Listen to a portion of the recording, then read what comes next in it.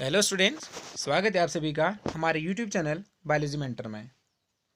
जीव विज्ञान का तीसरा अध्याय मानव जनन ह्यूमन रिप्रोडक्शन, इसके विषय में हम लोग पढ़ेंगे।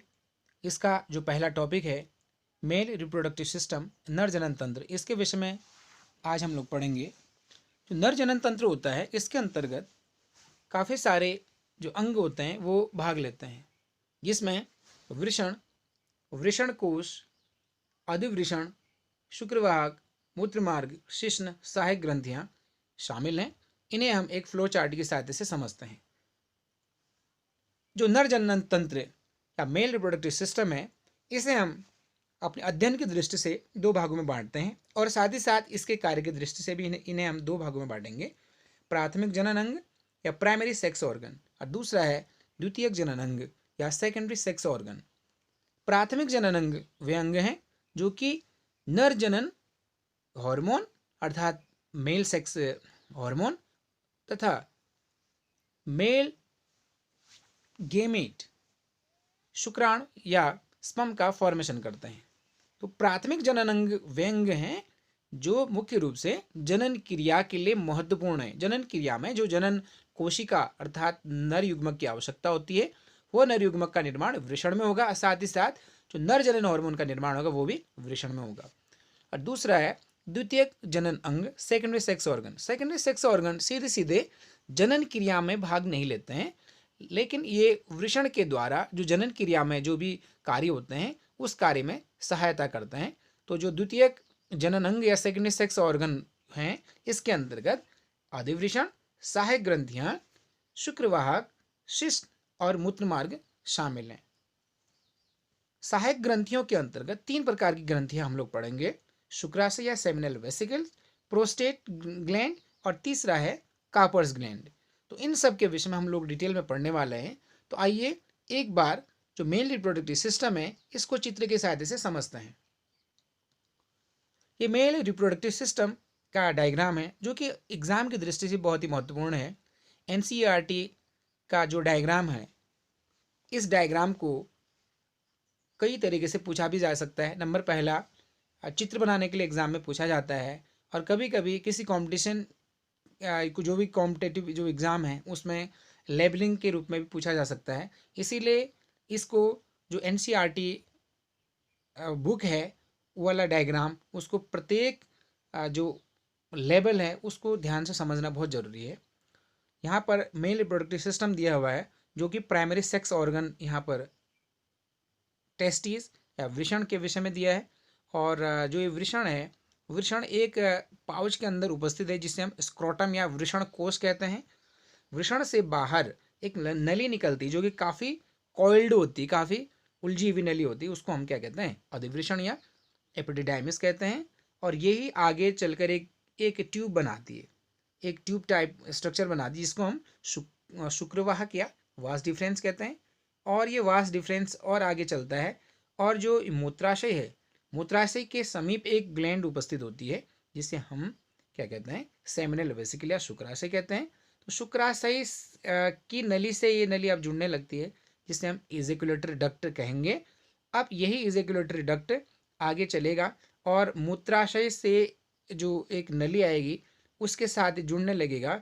अब ये मूत्र मार्ग कहलाएगा, और साथ आगे चलकर ये मूत्र मार्ग शिश्न या पेनिस पे खुलेगा। तो इस तरह से हमने एक ओवरव्यू के रूप में इस डायग्राम को समझा। इनके विषय में हम लोग डिटेल में इस चैप्टर में पढ़ने वाले हैं। तो आइए शुरुआत करते हैं प्राथमिक जनन अंग, प्राइमरी सेक्स ऑर्गन वृषण के बारे में। जो वृषण होता है उसे हम प्राथमिक जनन अंग कहते हैं। वृषण के दो मुख्य कार्य होते हैं, एक तो मेल गैमेट स्पर्म का फॉर्मेशन करना, और दूसरा मेल सेक्स हार्मोन टेस्टोस्टेरोन का फॉर्मेशन करना। तो वृषण होते हैं, वृषण उदर गुहा के बाहर वृषण कोश या स्क्रोटल सैक में उपस्थित होते हैं। जनन के समय वृषण जब उदर गुहा के बाहर वृषण कोश में नहीं आते हैं तो इस स्थिति को क्रिप्टोर्किडिज्म कहते हैं। क्रिप्टोर्किडिज्म एक गंभीर समस्या होती है। कुछ जो नवजात जो बेबी होते हैं उनमें ऐसी स्थिति भी देखने को मिलती है कि वृषण कोश में वृषण नहीं आते हैं, अर्थात शरीर के ही अंदर वृषण उपस्थित होते हैं। तो इसमें अगर ये स्थिति कुछ समय के बाद सामान्य नहीं होती है तो सर्जिकली या जो मेडिकल साइंस की सहायता से इनको शरीर के बाहर वृषण कोश में लाया जाना आवश्यक होता है। अन्यथा की स्थिति में जब वो बेबी जो बड़ा अडल्ट की फॉर्म में पहुंच जाता है तो उसमें शुक्राणु का फॉर्मेशन या तो नहीं होगा या तो बहुत कम संख्या में हो सकता है, तो जिसकी वजह से वो स्टेराइल हो सकता है, अपने संतान को उत्पन्न करने की क्षमता खो सकता है। तो वृषण जो कोश होते हैं वो एक प्रकार का ताप नियंत्रक की भांति कार्य करते हैं। ताप नियंत्रक का मतलब हुआ थर्मोरेगुलेटर, अर्थात ताप को कम या अधिक करना इसके ऊपर ही निर्भर करता है। जो वृषण कोश होता है, वृषण कोश क्या करेगा, यह वृषण का तापमान शरीर के तापमान से 2 से 3 डिग्री सेल्सियस कम बनाए रखता है। शरीर का तापमान 37 डिग्री सेल्सियस होता है, तो 37 डिग्री सेल्सियस से 2 से 3 या 2 से 2.5 डिग्री सेल्सियस कम तापमान शुक्राणु के निर्माण, शुक्राणु के परिपक्वन और संग्रहण के लिए आवश्यक होता है, जो कि वृषण कोश वृषण को ऐसा तापमान बनाकर प्रदान करता है जिसकी वजह से शुक्राणु का निर्माण आसानी के साथ हो सके, उनका परिपक्वन हो सके और साथ ही साथ उनका संग्रहण हो सके, स्टोर हो सके शुक्राणु आसानी के साथ। यही कारण है कि वृषण उदर गुहा के बाहर वृषण कोश में स्थित होते हैं। एग्जाम की दृष्टि से काफी महत्वपूर्ण प्रश्न है कि प्रश्न इस तरह से भी पूछा जा सकता है कि वृषण कोश के बाहर उदर अर्थात वृषण कोश के अंदर उदर गुहा के बाहर क्यों स्थित होते हैं। प्रश्न ऐसे पूछा जा सकता है कि वृषण कोश में उदर गुहा के बाहर स्थित क्यों होते हैं। इसका आंसर है वृषण कोश क्या करेगा कि शरीर के तापमान से 2 से 2.5 या 3 डिग्री सेल्सियस कम तापमान बनाए रखने के लिए वृषण कोश शरीर के बाहर उपस्थित होते हैं और जिसकी वजह से वृषण में आसानी के साथ शुक्राणु का निर्माण, परिपक्वन और संग्रहण हो सकता है, इसीलिए बाहर उपस्थित होते हैं। आगे हम लोग फिर देखते हैं एक डायग्राम, और इस डायग्राम की सहायता से जो टेस्टिस है इसके विषय में हम लोग समझते हैं। जो वृषण होते हैं या टेस्टिस होते हैं वो उस टेस्टिस में करीब करीब 250 कंपार्टमेंट होते हैं। कंपार्टमेंट मतलब कक्ष की जैसी संरचनाएं, जैसे यहाँ पर ये एक कक्ष, दूसरा कक्ष, तीसरा, चौथा, इस तरह से कक्ष जैसी संरचनाएं दी हैं। तो प्रत्येक वृषण में 250 के आसपास क्या होते हैं, वृषण में क्या होता है 250 के आसपास कंपार्टमेंट या कक्ष होते हैं जिन्हें हम टेस्टिकुलर लोब्यूल्स या वृषण पालिका कहते हैं। इनमें करीब 1 से लेकर 3 तक कुछ उलझी हुई संरचनाएं होती हैं, कुछ कॉइल्ड स्ट्रक्चर होती हैं, कॉइल्ड संरचनाएं होती हैं जिन्हें हम सेमिनिफेरस ट्यूब्यूल कहते हैं।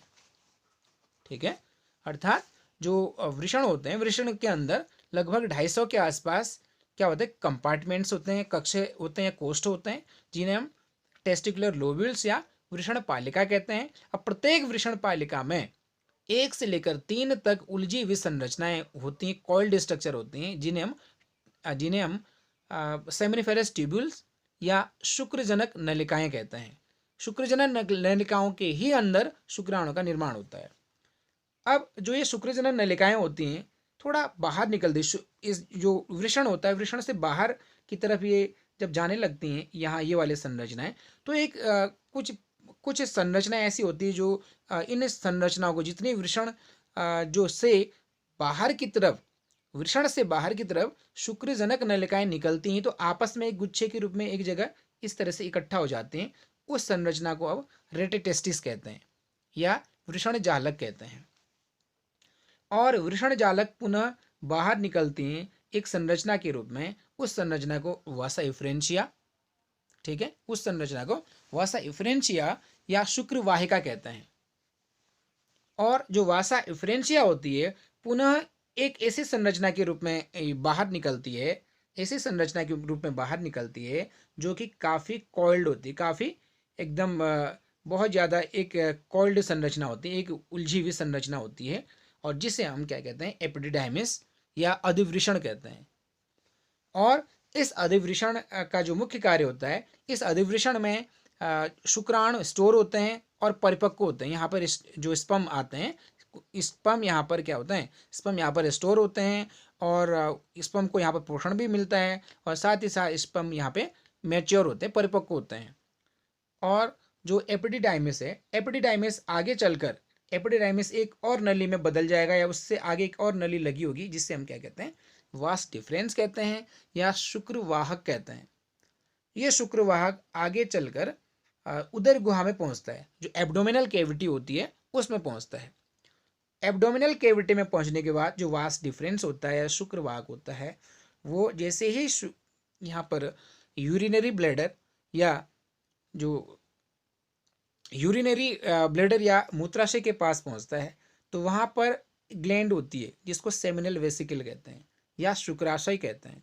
ये शुक्राशय उसको कहते हैं। शुक्राशय के पास जैसे ही वास डिफरेंस वाली नली पहुंचती है, तो शुक्राशय की नली, जैसे यहाँ पर है शुक्राशय की नली, जैसे मान लीजिए कि ये शुक्राशय है, इसकी एक नली ये आई और जो ये वास डिफरेंस की ये नली आई, तो जहाँ पर ये दोनों नली मिलेंगे, ये वाला जो स्थान है, इसके बाद यहाँ पर इनको इजेक्युलेटरी डक्ट या स्खलन नलिका कहते हैं। अर्थात जहाँ पर यूरिनरी ब्लैडर के बगल में वास डिफरेंस और सेमिनल वेसिकल की नलियाँ आपस में मिलते हैं, दोनों के ट्यूब आपस में मिलते हैं, तो उस स्थान को अब इजेक्युलेटरी डक्ट या स्खलन नलिका कहते हैं। अब आगे चलकर इसी स्खलन नलिका में यूरिनरी ब्लैडर या मूत्राशय की नली भी आती है। अब इससे आगे इसे हम क्या कहते हैं, यूरेथ्रा या मूत्र मार्ग कहते हैं। ये यूरेथ्रा जब आगे जाएगा, ये यूरेथ्रा आगे जाएगा तो ये पेनिस के जो छोर पे ये खुलेगा, वहाँ पर खुलेगा। तो इस तरह से ये जो संरचना है, या मुख्य रूप से हमने अभी देखा कि जो मेल रिप्रोडक्टिव सिस्टम है उसमें प्राथमिक जनन अंग जो वृषण होता है, वृषण से कौन कौन सी नलियाँ किस क्रम में आगे को जुड़ी हुई हैं। अब हम लोग इसमें आगे देखेंगे। अभी हमने देखा कि प्रत्येक वृषण में लगभग 250 वृषण पालिकाएं या टेस्टिकुलर लोब्यूल्स होती हैं, और वृषण पालिकाओं में 1 से 3 या 2 से 3 तक अत्यधिक कुंडलित कॉन्वोल्यूटेड या जिसको कॉइल्ड संरचना कह रहे हैं, वो संरचनाएं उपस्थित होती हैं, जिन्हें हम शुक्रजनक नलिकाएं या सेमिनिफेरस ट्यूब्यूल्स कहते हैं। इनकी संख्या लगभग 750 से 1000 के आसपास होती हैं। शुक्रजनक नलिकाएं छोटी छोटी नलिकाओं के घने जाल में आगे को खुलती हैं, जिन्हें हम वृषण जालक या रेटिटेस्टिस कहते हैं। तो इनका क्रम क्या है, पहले एक वृषण है, वृषण के अंदर 250 कंपार्टमेंट या 250 कक्ष हैं, जिसे हम वृषण पालिका कहेंगे, और वृषण पालिका के अंदर 2 से 3 सेमिनिफेरस ट्यूब्यूल्स पाए जाएंगे, या जिन्हें हम शुक्रजनक नलिकाएं कहते हैं। और शुक्रजनक नलिकाएं आगे को निकलेंगी, बाहर की तरफ जैसे ही निकलेंगी तो एक घने जाल के रूप में खुलती हैं, जिसे हम वृषण जालक कहेंगे। वृषण जालक पुनः 15 से 20 शुक्र वाहिकाएं जो या वास इफ्रेंशिया होती हैं उनमें खुलता है, और वास इफ्रेंशिया आगे चलकर अधिवृषण या एपिडिडाइस में खुलती हैं। अब हम लोग इसको एक फ्लो चार्ट की सहायता से समझते हैं।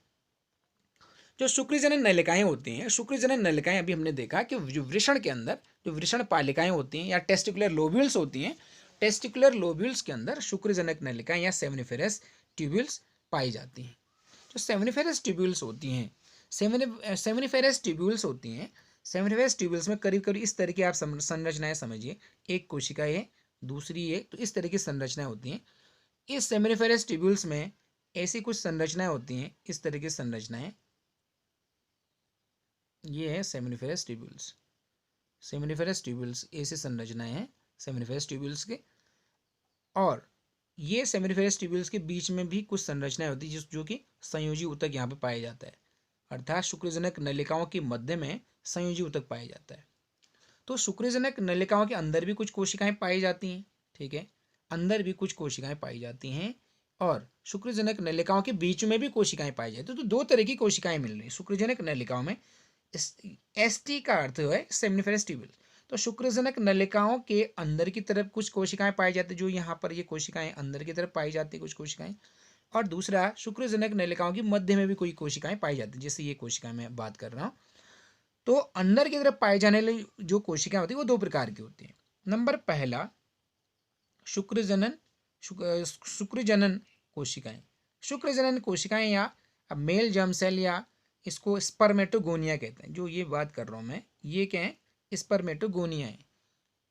शुक्रजनक नलिकाओं में अंदर की तरफ पाए जाने वाली 2 प्रकार की कोशिकाओं में एक कोशिका है शुक्रजनक कोशिका, या स्पर्मेटोगोनिया। और जो दूसरे प्रकार की कोशिका है उसको कहते हैं सर्टोली सेल्स। ठीक है, तो ये जो एक कोशिका है, इस तरह की जो संरचनाएं हैं, ऐसी संरचनाएं जो ये है, इस प्रकार की संरचना को हमने क्या कहा, स्पर्मेटोगोनिया। और दूसरी प्रकार की जो लंबी संरचनाएं होती हैं या लंबी कोशिकाएं, उन्हें हमने कहा सर्टोली कोशिकाएं। और जो शुक्रजनक नलिकाएं हैं, जैसे ये नलिकाएं हैं, इनके मध्य में भी कुछ संयोजी ऊतक पाया जाता है और उसमें कुछ कोशिकाएं पाई जाती हैं, और उन कोशिकाओं को कहते हैं अंतराली कोशिकाएं या लेडिक सेल्स। अब बात करते हैं इनके कार्य। जो शुक्रजनक नली, जो स्पर्मेटोगोनिया है, ये वाले जो संरचना है स्पर्मेटोगोनिया है, उसका मुख्य कार्य होता है शुक्राणु का निर्माण करना। स्पर्मेटोगोनिया स्पर्मेटोगोनिया ये डिप्लॉइड सेल होते हैं, इसमें क्रोमोसोम की संख्या होती है 2n। ठीक है, अगर इनमें अर्धसूत्री विभाजन होगा तो इसके द्वारा शुक्राणु का निर्माण होगा, और ये शुक्राणु कैसे होंगे, हैप्लॉइड होंगे। और दूसरी जो कोशिका है वो है सर्टोली कोशिका। सर्टोली कोशिका ये जो लंबी कोशिका है, सर्टोली कोशिका क्या करेगा, विकासशील शुक्राणु को पोषण प्रदान करेगा। तो सर्टोली कोशिका वो क्या करेगा, विकासशील कोशिका और शुक्राणु को पोषण प्रदान करेगा, अर्थात शुक्राणु को पोषण प्रदान करता है। शुक्राणु जब परिपक्व नहीं होता तो उसको लगातार पोषण प्रदान करेगा, जिससे कि वो परिपक्वन की अवस्था में आएंगे। और जो शुक्रजन नलिकाओं के बीच में जो कोशिका होती हैं, अंतराली कोशिकाएं या लेडिक सेल्स या इंटरस्टाशियल सेल्स इन्हें कहते हैं, इनका कार्य होता है टेस्टोस्टेरोन नामक हार्मोन का स्राव करना, जो कि एक प्रकार का एंड्रोजन है। जो मेल सेक्स हार्मोन होता है वो टेस्टोस्टेरोन होता है। वो टेस्टोस्टेरोन जो बनता है वो शुक्रजनक नलिकाओं के या शुक्रजनक नलिकाओं के मध्य में, जो शुक्रजनक नलिकाएं एक से ज़्यादा हैं उनके बीच में जो कुछ कोशिकाएं होती हैं, अंतराली कोशिकाएं या लेडिक कोशिकाएं, उनके द्वारा टेस्टोस्टेरोन हार्मोन का स्राव होता है, जो कि द्वितीयक लैंगिक लक्षणों को उत्पन्न करने का काम करते हैं।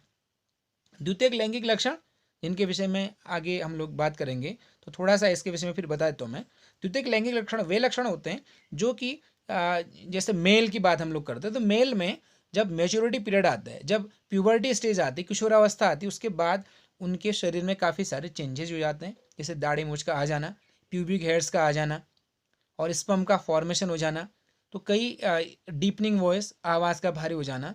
तो इस तरह के बहुत सारे ऐसे ऐसे चेंजेस आते हैं जिन्हें हम द्वितीयक लैंगिक लक्षण या सेकेंडरी सेक्सुअल कैरेक्टर्स कहते हैं, जो क्यों उत्पन्न होते हैं, क्योंकि टेस्टोस्टेरोन हार्मोन का यहाँ पर स्राव होता है या निर्माण होता है, उसके बाद ये सब चीज़ें देखने को मिलती हैं।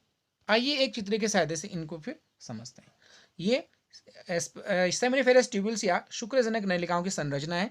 शुक्रजनक नलिकाओं में अभी हमने पढ़ा कि दो तरह की कोशिकाओं की दो प्रकार हैं। एक तो ये शुक्रजनक नलिकाएं दी हैं, इसके अंदर की कोशिका, और शुक्रजनक नलिकाओं की बीच वाली कोशिका। जो शुक्रजनक नलिकाओं के अंदर होती हैं उनमें भी दो प्रकार की कोशिकाएं पुनः पाई जाती हैं। नंबर पहला, जो ये कोशिकाएं, जो गोलाकार जो कोशिकाएं, इनको क्या कहते हैं, स्पर्मेटोगोनिया कहते हैं। स्पर्मेटोगोनिया कहते हैं। इसी स्पर्मेटोगोनिया में अर्धसूत्री विभाजन होगा तो उससे स्पर्म या शुक्राणु बनेंगे, जिन्हें हम स्पोरोजोआ कहते हैं। ठीक है, और दूसरा, इन अंदर जो शुक्रजनक नलिकाओं के अंदर जो लंबी लंबी इस तरह की कोशिकाएं होती हैं, उन्हें कोशिकाओं हम क्या कहते हैं, सर्टोली कोशिका कहते हैं, जो कि शुक्राणु को पोषण प्रदान करने का कार्य करते हैं। या कह सकते हैं कि शुक्राणु के पूर्व वाली जो कोशिकाएं होती हैं, स्पर्मेटिड, ठीक है, उन्हें पोषण प्रदान करेंगी। मतलब ऐसी कोशिकाएं जिससे कि शुक्राणु बनने वाले, उन्हें लगातार पोषण प्रदान करेंगी सर्टोली कोशिकाएं, जिससे कि शुक्राणु परिपक्व हो सकें। अब बात करते हैं कि जो शुक्रजनक नलिकाएं होती हैं उनके मध्य में जो कोशिकाएं होती हैं उन्हें क्या कहते हैं, उन्हें इंटरस्टाशियल सेल्स, जैसे यहाँ पर ये वाला स्थान है, इंटरस्टाशियल सेल्स या अंतराली कोशिकाएं या लेडिक कोशिकाएं इनको कहते हैं। इनके द्वारा टेस्टोस्टेरोन नामक मेल हार्मोन या एंड्रोजन का स्राव होता है। अब बात करते हैं कि दूसरे संरचना, वृषण के बाद अधिवृषण या एपिडिडाइमिस क्या होता है। अभी हमने इससे पहले डायग्राम में भी देखा था कि जो वृषण होता है, वृषण क्या करेगा, वृषण में किसका फॉर्मेशन होगा, वृषण में स्पर्म का फॉर्मेशन होता है। और जो आगे जो वृषण से आगे जो संरचना होती है, वृषण के अंदर सेमिनिफेरस ट्यूब्यूल्स हैं, सेमिनिफेरस ट्यूब्यूल से आगे रेटेटेस्टिस हैं, रेटेटेस्टिस से आगे स्पर्म किसके जरिए जाएगा, आगे वासा इफ्रेंशिया के जरिए जाएगा, और वासा इफ्रेंशिया एक संरचना में वृषण के ठीक बाहर इकट्ठा हो जाती हैं या एक संरचना में खुलती हैं, जिसे हम अधिवृषण कहते हैं। जैसे ये एक प्रकार का वो टेस्टिस है, टेस्टिस में इस प्रकार की जो संरचना है, इस प्रकार की जो संरचनाएं हैं, ये वाली जो संरचनाएं, इसी को हम क्या कह रहे हैं, अधिवृषण या एपिडिडाइमिस कहते हैं। यह एक 6 मीटर लंबी कुंडलित नलिका होती है जो प्रत्येक वृषण के पीछे खुलती है, अर्थात वृषण से ठीक बाहर ही खुलती है। इसका एक छोर वृषण से जुड़ा है, जैसे देखिए ये वाला जो छोर है ये वृषण से जुड़ा है, तथा दूसरा जो छोर है वह क्या है, अधिवृषण से आगे बढ़कर शुक्रवाहक या वास डिफरेंस में खुलता है। जैसे ये वास डिफरेंस, तो एक जो छोर होगा अधिवृषण का वो वृषण में खुले, वृषण से जुड़ा रहेगा, और दूसरा जो छोर होगा वह किस में खुलेगा, वास डिफरेंस या शुक्रवाहक में खुलेगा। जो अधिवृषण है, अधिवृषण या जो एपिडिडाइमिस है, उसमें मुख्य इसका जो कार्य होता है शुक्राणु का संग्रहण और परिपक्वन। शुक्राणु का इसमें संग्रह भी होगा और परिपक्व भी होंगे, मैच्योरेशन भी होगा। इसमें बड़ा इंपॉर्टेंट क्वेश्चन है, अक्सर पूछा भी जाता है कि अधिवृषण का मुख्य कार्य क्या है। तो मुख्य कार्य है इसमें शुक्राणु संग्रहित रहते हैं, इकट्ठा होते हैं, और साथ ही साथ शुक्राणु इसमें परिपक्व होते हैं। अब जो अधिवृषण है, अधिवृषण से शुक्राणु आगे को बढ़ रहे हैं, आगे किस में जाएंगे, अब जाएंगे शुक्रवाहक में या वास डिफरेंस में। शुक्रवाहक किस तरह की संरचना है, जिसे हमने देखा, जैसे ये क्या है, एक प्रकार से ये टेस्टिस है, टेस्टिस से बाहर ये एक कॉल्ड संरचना है जिसको हम क्या कहते हैं, अधिवृषण कहते हैं। और धीरे धीरे इस तरह की जो संरचना आगे को जो जा रही है, स्पर्म इससे होते हुए आगे जाते हैं, इसे हम क्या कहते हैं, इसे कहते हैं शुक्रवाहक या वास डिफरेंस। प्रत्येक अधिवृषण एपिडिडाइमिस से नली के रूप में एक शुक्रवाहक या वास डिफरेंस निकलता है। यह मूत्राशय के ऊपर से होता हुआ आगे बढ़कर उदर के भीतर पहुंचता है और शुक्राशय की वाहिका से मिलकर स्खलन नलिका एजेकुलेटरी डक्ट का निर्माण करता है। स्खलन नलिका मूत्र मार्ग में खुलती है। अब हमने बात की थी, मैंने इससे पहले एक डायग्राम में या मेल रिप्रोडक्टिव सिस्टम में बताया भी था कि जैसे इस तरह की जो संरचनाएं होती हैं इनको कहते हैं सेमिनल वेसिकल्स। शुक्राशय ग्रंथियां होती हैं, इनसे एक इस तरह से नली निकले, ठीक है, एक नली ये निकली। जैसे एक छोटा सा डायग्राम हम बनाते हैं, जैसे ये शुक्राशय है, इससे जो नली निकली और यहाँ से वास डिफरेंस आ रहा है, ठीक है, वास डिफरेंस आ रहा है, अर्थात शुक्रवाहक वाली नली आ रही है। तो जो जहाँ पर ये मिल रहे हैं, तो ये दोनों नलियाँ आपस में मिल रही, ये है शुक्रवाहक की नली, और जो ये नली है ये किसकी है, ये है सेमिनल वेसिकल या शुक्राशय ग्रंथ की नली, ये वाली नली। तो जहाँ पर मिल रहे हैं इसको अब हम क्या कहेंगे, स्खलन नलिका या इजेकुलेटरी डक्ट कहेंगे। अब कुछ समय के पश्चात ये क्या होगा, जो आगे यहाँ पर जो मूत्राशय है, मूत्राशय से भी एक नली आएगी, और ये सब ये जो इस इजेकुलेटरी डक्ट है आगे जाके किस में खुलेगा, मूत्र मार्ग में खुल जाएगा। और मूत्र मार्ग में खुलने के पश्चात आगे मूत्र मार्ग और जो शुक्राणु का जो मार्ग होगा वह एक ही होता है, कॉमन मार्ग होता है। अब चौथा जो इसमें भाग है पढ़ेंगे हम इसे, मूत्र मार्ग या यूरेथ्रा। नर में मूत्र मार्ग लगभग 15 से 20 सेंटीमीटर लंबा होता है। अग्रवर्ती भाग प्रोस्टेट ग्रंथ से गुजरता है। जो मूत्र मार्ग होगा, जैसे मूत्राशय यहाँ पर है, मूत्राशय के ठीक एक ग्रंथ नीचे को एक ग्रंथि होती है, जो मूत्र मार्ग होता है, एक ग्रंथ यहाँ पर होती है, और इस ग्रंथ को हम क्या कहते हैं, प्रोस्टेट ग्रंथि कहते हैं। मूत्राशय से ठीक नीचे या मूत्राशय के ठीक पीछे कह सकते हैं हम, मूत्राशय के बिल्कुल नज़दीक में एक ग्रंथि होती है, उसे हम क्या कहते हैं, प्रोस्टेट ग्रंथि कहते हैं। पश्चवर्ती भाग मैथुन अंग या कोपुलेटरी अंग में, जो शुरुआती जो भाग है मूत्र मार्ग का, वह भाग किसके नज़दीक है या किसके पास है, प्रोस्टेट ग्रंथ से गुजरता है। और जो अंतिम जो ये भाग होता है, अंतिम भाग जो मूत्र मार्ग का होगा, वह शिश्न या पेनिस से होकर मूत्राशय मुख में, अर्थात यूरेथ्रल मीटस में, तो मूत्राशय का जो मुख होगा उसमें खुलेगा। जो मूत्र मार्ग का जो मुख होगा, जिसे हम मूत्राशय मुख या यूरेथ्रल मीटस कहते हैं, उसके रूप में ये बाहर खुलेगा। मूत्र मार्ग शुक्र अर्थात सीमन एवं मूत्र दोनों के लिए कॉमन मार्ग होता है। जो मूत्र होता है, मूत्र अर्थात यूरिन है, यूरिन के लिए भी एक ही पाथवे है, और साथ ही साथ जो सीमन है या शुक्र है, स्पर्म है, स्पर्म, उसके लिए भी सेम मार्ग है। स्पर्म को अब हम क्या कहेंगे, सीमन कहेंगे। जो सेमिनल वेसिकल है, जो शुक्राशय है, शुक्राशय से कुछ फ्लूइड निकलेगा, ठीक है, शुक्राशय से कुछ पदार्थ निकलेगा, कुछ शुक्राशय एक प्रकार की ग्रंथि, उससे कुछ केमिकल्स स्रावित होंगे, और अगर वो शुक्राणु के साथ जुड़ जाएंगे तो अब इसे हम वीर्य या सीमेन कहेंगे या शुक्र कहेंगे। तो मूत्र मार्ग शुक्र अर्थात सीमेन और मूत्र दोनों के लिए एक मार्ग है, इसीलिए इसको यूरिनोजेनेटल पाथवे कहेंगे। यूरिनोजेनेटल का मतलब यूरिन, और जो जेनेटल का अर्थ हुआ जो प्रजनन से संबंधित होता है, दोनों कार्यों के लिए एक मार्ग होता है मेल में, इसीलिए इसको यूरिनोजेनेटल पाथवे कह सकते हैं। अब जो अगला जो इसमें जो भाग है वो है शिश्न या पेनिस। मेल में जो मुख्य जो प्राथमिक जनन अंग है वो हमने पढ़ा कि जो वृषण या टेस्टिस होते हैं, लेकिन जो इनमें जो बाकी जो सहायक अंग होता है उनमें से एक शिश्न या पेनिस भी होता है। ये नर का मैथुन अंग या कॉपुलेटरी ऑर्गन होता है, जिसका मुख्य काम होता है जो सेक्सुअल इंटरकोर्स होता है मेल और फीमेल में, उस समय स्पर्म को या जो सीमेन होता है, सीमेन को फीमेल की बॉडी में इजैकुलेट करना। फीमेल की बॉडी में इजैकुलेट किसके द्वारा होगा? वो होगा पेनिस के द्वारा। लैंगिक उत्तेजना के दौरान स्पंजी ऊतकों में रुधिर भर जाने के कारण यह इरेक्ट हो जाता है। इसका मुख्य कारण है कि इसमें काफ़ी सारा ब्लड इसमें एक्यूमुलेट हो जाता है, जिसके कारण ये इरेक्ट होने लगता है। पेनिस का शीर्ष भाग नरम व अत्यधिक संवेदनशील होता है, जिसे हम ग्लांस पेनिस कहते हैं। ग्लांस पेनिस कहते हैं, और ग्लांस पेनिस या जो शिश्न मुंड कहते हैं, ग्लांस पेनिस के बाहर एक जो स्किन की एक कवरिंग होती है, और जिसे हम फोर स्किन या शिश्न मुंडच्छद कहते हैं। तो इनको आप डायग्राम की सहायता से समझ सकते हैं। अब हम लोग बात करते हैं सहायक ग्रंथियां या एसेसरी ग्लैंड के बारे में।